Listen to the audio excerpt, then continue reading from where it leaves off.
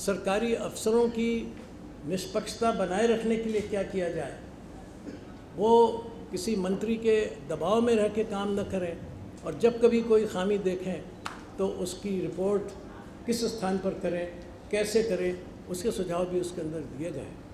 जहाँ सरकार ने अच्छा काम किया उसके बारे में भी टिप्पणी की गई है, जहाँ गड़बड़ी है उस गड़बड़ी को भी उजागर किया गया है। सब कुछ ठीक चल रहा था, लेकिन अचानक ये शीर्षासन कैसे हुआ, ये एक वरिष्ठ निष्पक्ष विद्वान अध्यक्ष ये इस तरह का बेईमान अध्यक्ष कैसे बन गया, क्यों हो गया, क्या है उसका पीछे का कारण।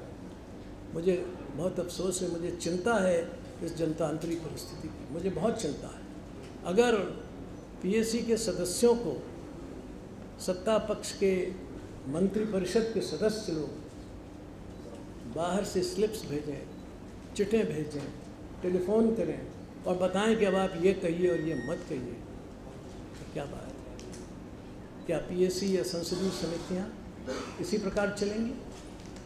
क्या उनमें कोई स्वतंत्रता से काम नहीं होगा? क्या वो पार्टियों के आधार पर चलेंगी? क्या उनको पार्टी के निर्देश के अनुसार चलना होगा? फिर उनका बनाने का मतलब क्या है? फिर तो संसद में व्हिप आई है, उसके मुताबिक मतदान होता ही है। ये तो बनी है संसदीय समितियां इसलिए हैं कि यहाँ गैर राजनीतिक स्तर पर देश हित में काम हो। मैं कोई पहली बार पीएससी का अध्यक्ष नहीं बना हूँ, इसके पहले भी रह चुका हूँ।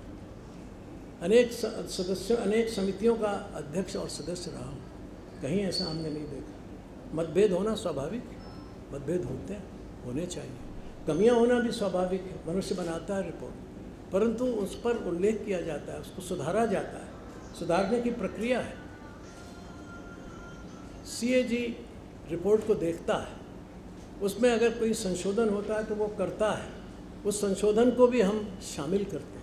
तो केवल समिति की रिपोर्ट नहीं, उसका बाकायदा आकलन सीएजी भी करता है। अब ये कहा गया कि ये बाहर से बनाई गई, ये बहुत गंभीर आरोप है और इस पर मुझे चिंता है कि सारी संसदीय प्रणाली इससे नष्ट हो जाएगी, क्योंकि संसद की सारी कार्रवाइयाँ लोकसभा और राज्यसभा का सचिवालय लिखता और बनाता है।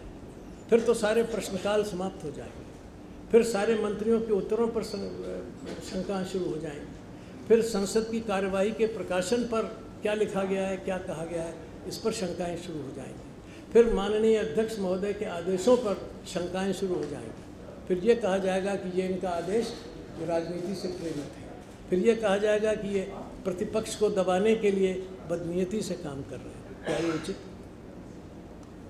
मुझे इस उभरते हुए जनतंत्र की, जो विश्व का सबसे बड़ा जनतंत्र है, उसके अस्तित्व की चिंता है। भारत का जो मान आज दुनिया में है, उसमें से एक हमारे जनतांत्रिक प्रणाली का भी है, जिसके कुछ प्रयोग अभी हाल ही में हुए।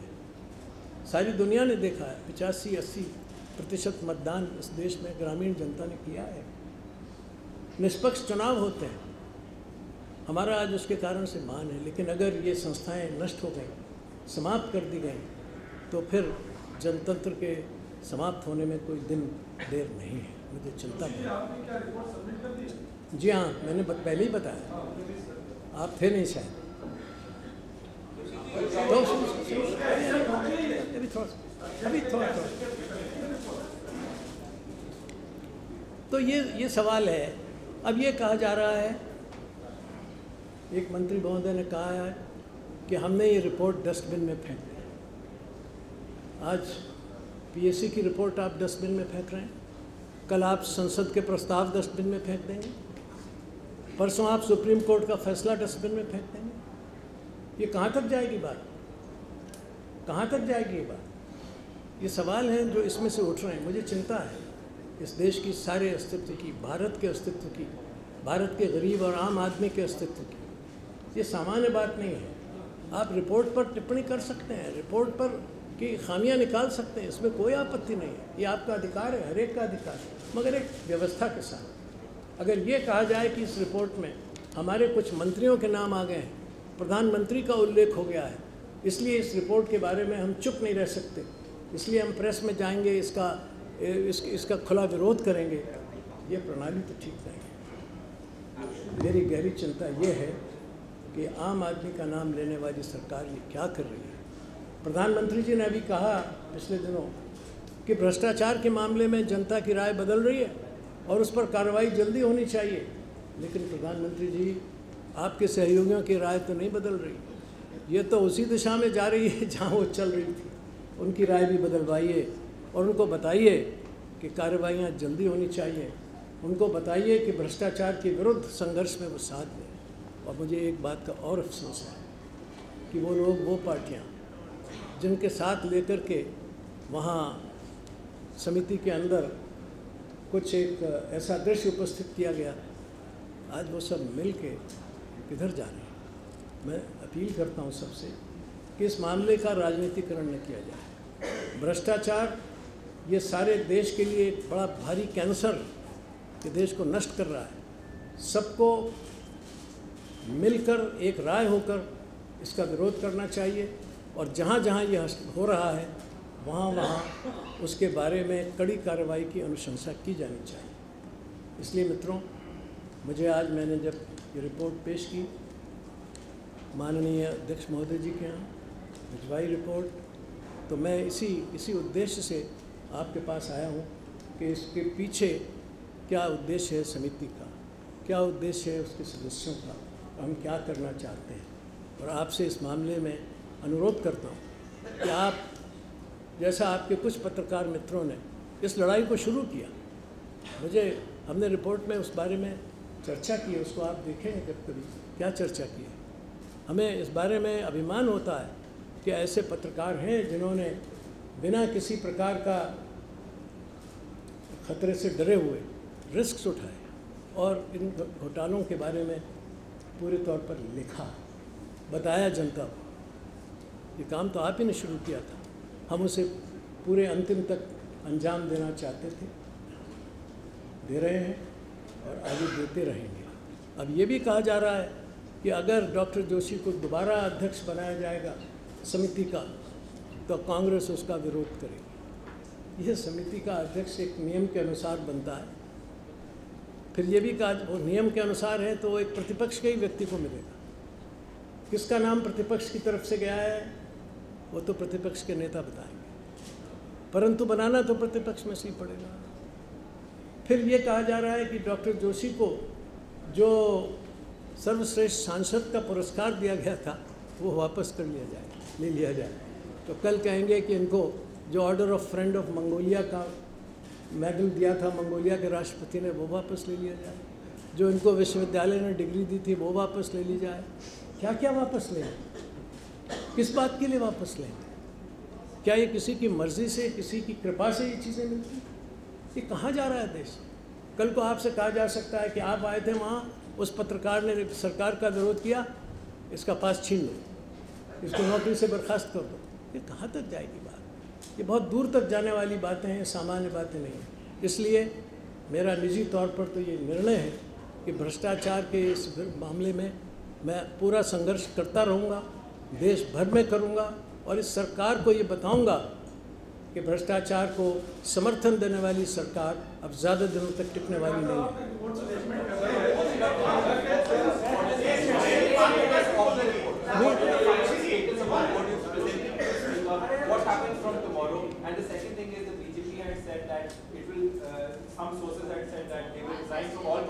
No, that's not to my knowledge. This decision, this trip I have seen on a television channel. I have tried to verify it. But you want to resign? No, nobody will resign unless. जी, इस बारे में कि देश भर में इस बारे में जनजागरण करेंगे, बताएंगे लोगों को कि जो सरकार भ्रष्टाचार को रोकने के बजाय उसका समर्थन करती है, उसको ढकने की और छिपाने की कोशिश करती है, हम उसके विरुद्ध जनजागरण करेंगे, लोगों को तैयार करेंगे और ये कहेंगे कि ऐसी सरकारों को रहने का हक नहीं।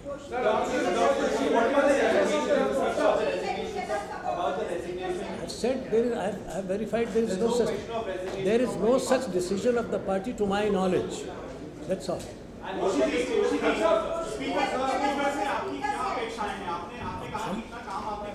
हमारी अपेक्षा ये है कि ये रिपोर्ट स्पीकर ने स्वीकार करनी चाहिए और संसद में पेश करनी चाहिए। नहीं, मीट करना ज़रूरी नहीं है। मैं मीट नहीं करता हूँ, उनके पास रिपोर्ट गई है। हाँ,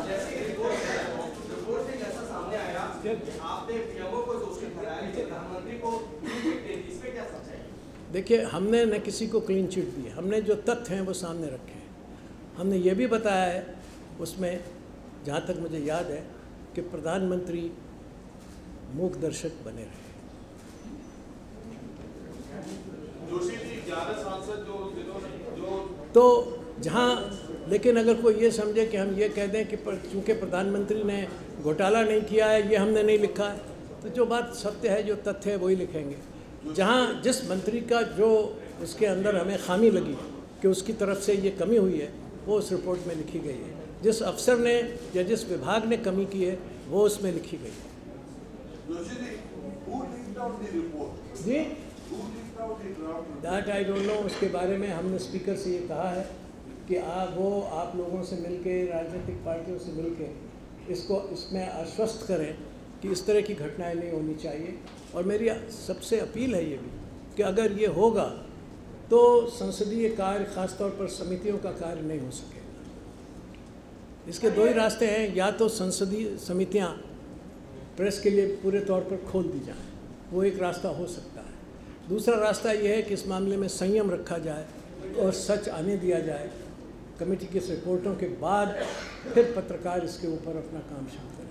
अब ये तो पत्रकार संस्थाओं को, राजनीतिक पार्टियों को और सांसदों को मिल के तय करना है कि वो क्या करेंगे।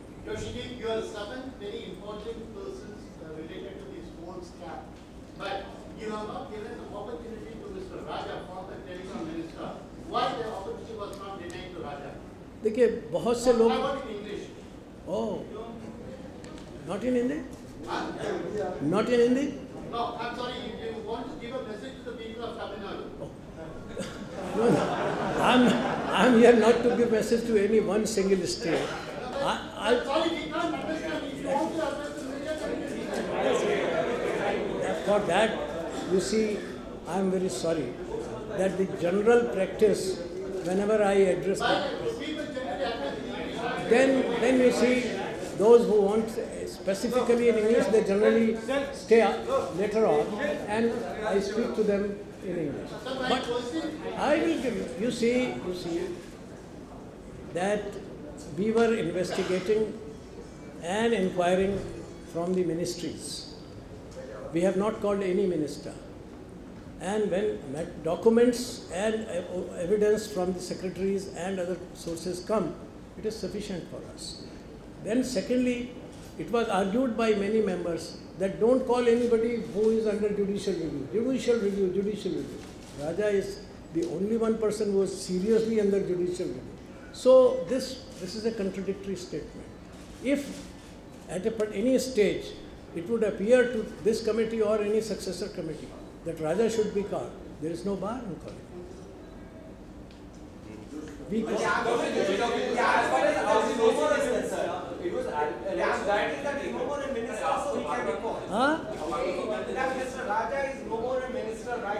But he was in prison. He has been arrested. So it is a process which will take a long time, and by the time the committee will be finishing its stuff. I have said if any other committee, JPC wants to call him or the successor committee wants to call him, there is no bar.